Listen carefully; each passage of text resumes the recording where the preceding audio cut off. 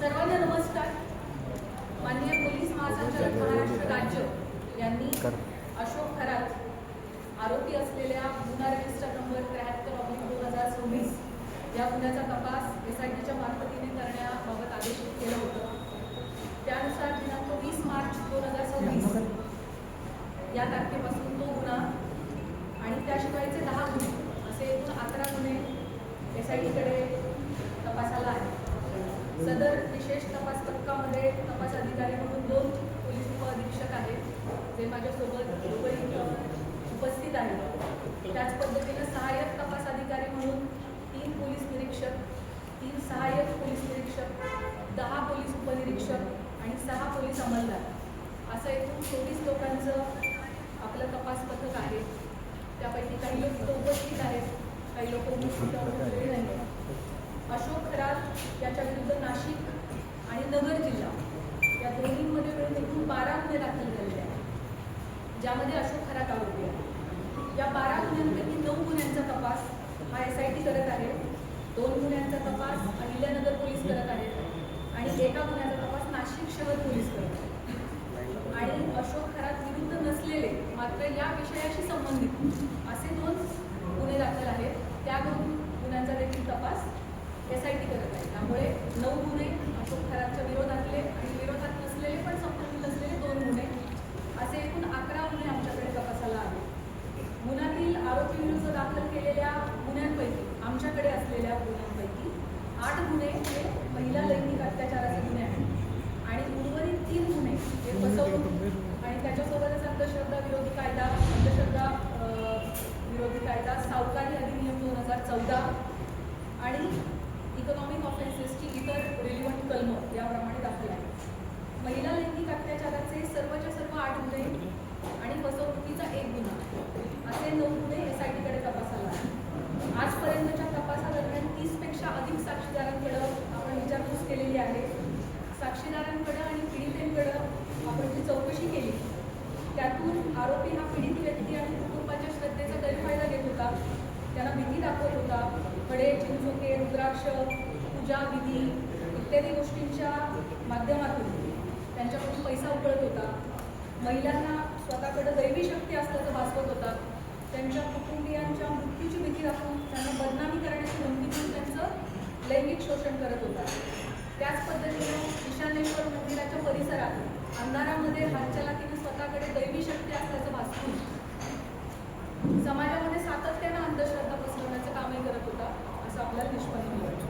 महिला अत्याचाराच्या संदर्भाने दाखल 8ही गुन्ह्यांमध्ये पीडिता आणि त्यांचे कुटुंबीय हे अतिशय धाडसाने समोर आलेले आहेत आणि त्यांनी फिर्याद दाखल केली आहे. त्याच्यामुळेच आपण आरोपीवरती कायदेशीर कारवाई करू शकत आहोत. आपल्या सगळ्यांच्या माध्यमातून मी आवाहन करू इच्छिते की या महिलांनी लोक काय म्हणतील या भीतीनं अन्याय सहन केलेला आहे आणि आता अतिशय धाडसाने कुटुंबाला विश्वासात घेऊन त्यांनी गुन्हे दाखल केलेले आहेत. त्यामुळे त्यांची ओळख उघड न करणे, सोशल मीडियावरती त्यांचे व्हिडिओज न पसरवणे, आपल्या मोबाईल्समध्ये असे व्हिडिओ न बाळगणे हे आपल्या सगळ्यांचं नैतिक कर्तव्य तर आहेच, पण त्याचबरोबर माननीय सर्वोच्च आणि उच्च न्यायालयाचे देखील तसे कठोर निर्देश आहेत. त्यांची ओळख गोपनीय राहणे आणि त्यांच्या खाजगी बाबींची सार्वजनिक चर्चा न होणे हे त्यांच्या मानसिक आरोग्यासाठी आणि त्यांचं धैर्य टिकून राहण्यासाठी अतिशय गरजेचं आहे. आणि म्हणूनच न्यायसंस्थेनं वारंवार absolute ban on identity disclosure अशी भूमिका ठेवलेली आहे. अशा केसेसमध्ये पोलिसांच्या पत्रकार परिषदा बाबतीत देखील मर्यादा निश्चित करण्यात आलेल्या आहेत. पीडितेच्या गोपनीयतेचा भंग ज्या समाज माध्यमातून झाला आहे अशा प्लॅटफॉर्मवरून ही माहिती हटवण्याबाबत न्यायालयाचे निर्देश आहेत. पीडिता किंवा कुटुंबियांच्या मुलाखती घेण्यास बंदी आहे. अंतिम निकाल येण्यापूर्वीच आरोपीच्या प्रतिष्ठेला हानी पोहोचवणारे आणि माध्यमांद्वारे चालवणारा खटला, ज्याला आपण मीडिया ट्रायल असं म्हणतो, अशी परिस्थिती निर्माण करणारे किंवा केवळ तर्कवितर्काच्या आधारित वार्तांकन टाळावे असे निर्देश देखील माननीय उच्च आणि सर्वोच्च न्यायालयांनी प्रसारमाध्यमांना दिलेले आहेत. कलम 72 BNS लैंगिक अत्याचाराच्या पीडितांची ओळख उघड करणाऱ्यांना शिक्षेस पात्र ठरवते. अनुच्छेद 21 भारतीय संविधान पीडितेचा जगण्याचा अधिकार, गोपनीयतेचा अधिकार आणि यांचं संरक्षण करते। जुलै 2025मध्ये मद्रास उच्च न्यायालयाने एका महिला वकिलाचे तिच्या संमतीशिवाय चित्रण केलेले खाजगी स्वरूपाचे फोटो व्हिडिओ तात्काळ 48 तासांच्या आत काढून टाकण्याचा आदेश दिलेले होते। अशा प्रकारची सामग्री रोखणं हे राज्याचं कर्तव्य आहे असं न्यायालयाने त्यावेळेला अधोरेखित केलं होतं। SITकडे असणाऱ्या गुन्ह्यांमधील पीडितांचे आक्षेपार्ह व्हिडिओ जे आहेत जे प्रसारित झाले होते त्याच्या एकूण 4650 लिंक्स SITच्या सायबर टीमने, आपली जी टीम आहे 24 लोकांची, यामध्ये 4 लोकांची सायबर टीम आहे, या सायबर टीमचं पूर्ण वेळ कर्तव्य हे होतं की प्रत्येक काही मिनिटांनी काही नवीन अपलोड झालंय का ते शोधणं आणि त्याला रिपोर्ट करणं। सो आपली ही जी SITची सायबर टीम आहे तिने महाराष्ट्र सायबरच्या मदतीनं आतापर्यंत 4650 लिंक्स या डिलीट करून घेतलेल्या आहेत। त्याच पद्धतीने सोशल मीडियावरती आक्षेपार्ह पोस्ट पुन्हा पुन्हा टाकणाऱ्या एकूण 451 अकाउंटला कायमस्वरूपी काढून टाकण्यात आलेलं आहे। पीडितांचे आक्षेपार्ह व्हिडिओ प्रसारित केल्याप्रकरणी आतापर्यंत 2 गुन्हे देखील दाखल झालेले आहेत। सदरचे गुन्हे हे सातपूर पोलीस स्टेशन नाशिक शहर आणि कोपरगाव पोलीस स्टेशन अहिल्यानगर या ठिकाणी दाखल असून संबंधित घटकच त्याचा तपास करत आहेत आणि त्यामध्ये आजपर्यंत एकूण 6 आरोपींना अटक देखील करण्यात आलेली आहे। दिल्ली उच्च न्यायालयाने अलीकडेच एका विनयभंगाच्या प्रकरणाशी संबंधित बदनामीकारक स्वरूपाच्या सोशल मीडिया पोस्ट्स काढून टाकण्याचे आदेश दिलेले आहेत आणि आरोपीची प्रतिष्ठा जपण्यासाठी आणि त्याला निपक्ष सुनावणी मिळण्याची खात्री करण्यासाठी न्यायालयाने ही स्टेप घेतली होती। SITकडे असणारे सर्वच तपास हे अतिशय संवेदनशील प्रकारचे असल्यामुळे त्याविषयीची जी माहिती आपल्याला सांगणं शक्य आहे ती माहिती मी आपणास याद्वारे दिलेली आहे। आपल्या सगळ्यांच्या मनामध्ये या प्रकरणाविषयी अनेक प्रश्न आहेत, मला त्याची पूर्णतः कल्पना आहे।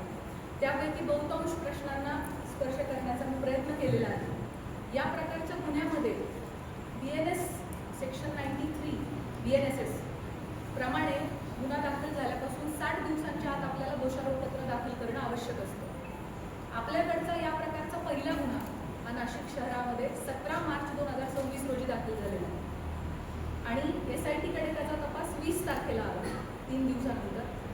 त्याचे ऑलरेडी 20 दिवस संपलेले आहेत आणि आणखी 40 दिवस अवधी आपल्या हातामध्ये आहे पहिल्या गुन्ह्यासाठी आणि उरलेले जे 7 गुन्हे आहेत ते देखील पुढच्या आठवडाभराच्या कालावधीत दाखल झालेले आहेत। त्यामुळे 40 दिवसानंतर पुढच्या आठवडाभरात या उरलेल्या सगळ्या गुन्ह्यांचं देखील डेडलाईन जी आहे ती जवळ येईल। त्यामुळे असं आपण म्हणू शकतो की 40 ते 45 दिवसांमध्ये या 8 गुन्ह्यांचा तपास आपल्याला पूर्ण करणं आवश्यक आहे। तरी या सर्व गुन्ह्यांमध्ये चांगले पुरावे गोळा करून तपास वेळेत पूर्ण करण्याची SITचे प्रयत्न सुरू आहे। त्यासाठी सर्वतोपरी प्रयत्न संपूर्ण टीम करत आहे। आपल्या सर्वांना विनंती आहे की पीडितांना कोणत्याही प्रकारे मनस्ताप होणार नाही याची समाज म्हणून आपण सगळ्यांनी काळजी घेऊयात। तुमच्या माध्यमातून ही आव्हान, ही विनंती मी सर्वांना करू इच्छिते। आपल्या मनामध्ये पदाधिकारी, अधिकारी यांना SITकडून बोलवण्यात येणार आहे का, किंवा अमुकला आपण का बोलवले नाही, कधी बोलवणार आहे, अशा प्रकारचे देखील अनेक शंका आणि प्रश्न असू शकतात। अनेक पत्रकार, सामाजिक कार्यकर्ते यांनी वेळोवेळी मला मेसेज करून या प्रकारच्या प्रश्नांची विचारणा केलेली आहे। त्याबाबत मी सांगू इच्छिते की आपल्याकडे दाखल गुन्ह्यामध्ये फिर्यादी आणि साक्षीदार जे सांगतात त्याच्या अनुषंगाने तपास होत असतो। तपासादरम्यान जे पुरावे समोर येतात त्याप्रमाणे पुढील तपास केला जातो। पुराव्याच्या आधारे कोण व्यक्ती सह आरोपी आहे का हे पाहिले जाते, त्यानुसार त्याची चौकशी आणि त्याच्यावरची इतर कायदेशीर कारवाई केली जाते। त्यामुळे या गुन्ह्यांच्या बाबतीमध्ये देखील हा गुन्हा घडण्यासाठी मुख्य आरोपी सोडून इतर कोणी कारणीभूत ठरलं आहे का, कोणी याची इकोसिस्टीम निर्माण करण्यामध्ये सहाय्यभूत ठरलेलं आहे का, या अंगाने सुद्धा आपण तपास करत आहोत। या गुन्ह्यांची पार्श्वभूमी तयार करण्यासाठी कोणी मदत केली आहे का, याबाबत पुराव्याविषयी जर आपल्याला निष्पन्न झालं तर त्याविषयी निश्चित कायदेशीर कारवाई केली जाईल। त्याबाबत आपण कोणीही मनामध्ये कुठल्याही पद्धतीची शंका कृपया बाळगू नये। गेले 17 दिवस SIT या गुन्ह्यांचा तपास करत आहे। आमचा तपास अजूनही सुरू आहे। त्यामुळे बहुतांश प्रश्नाची उत्तरं मी दिलेली आहेत।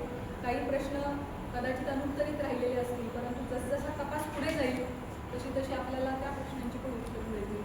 महत्त्वाच्या टप्प्यांवरती SITकडून आपल्याला ब्रीफिंग दिले जाईल। चार्जशीट दाखल होईपर्यंत आपल्याला या प्रकरणाची गोपनीयता बाळगणं अतिशय आवश्यक आहे।